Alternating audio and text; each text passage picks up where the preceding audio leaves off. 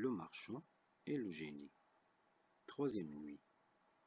La nuit suivante, Dinarzade fit à sa sœur la même prière que les deux précédentes. « Ma chère sœur, lui dit-elle, si vous ne dormez pas, je vous supplie de me raconter un de ces contes agréables que vous savez. » Mais le sultan dit qu'il voulait entendre la suite de celui du marchand et du génie.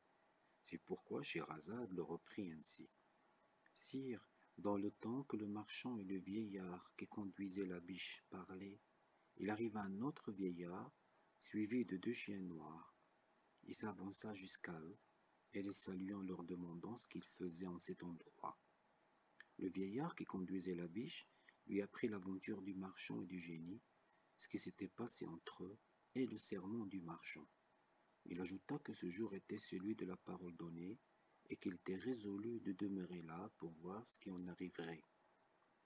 Le second vieillard, trouvant aussi la chose digne de sa curiosité, prit la même résolution et s'assit auprès des autres.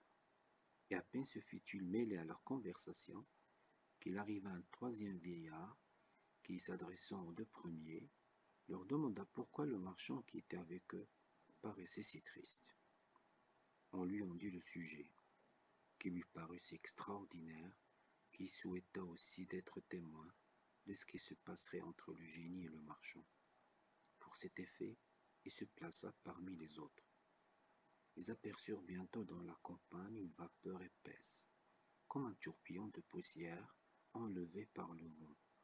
Cette vapeur s'avança jusqu'à eux, et se dissipant tout à coup, leur laissa voir le génie qui, sans les saluer, s'approcha du marchand le sabre à la main et qui lui dit, le prenant par le bras, « Lève-toi que je te tue, comme tu as tué mon fils. » Le marchand et les 3 vieillards effrayés se mirent à pleurer et à remplir l'air de leurs cris.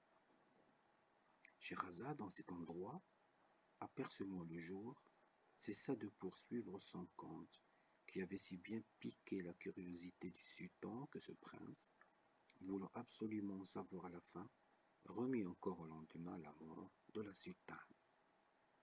On ne peut exprimer quelle fut la joie du grand vizir, le père de Scheherazade, lorsqu'il vit que le sultan ne lui ordonnait pas de faire mourir sa fille.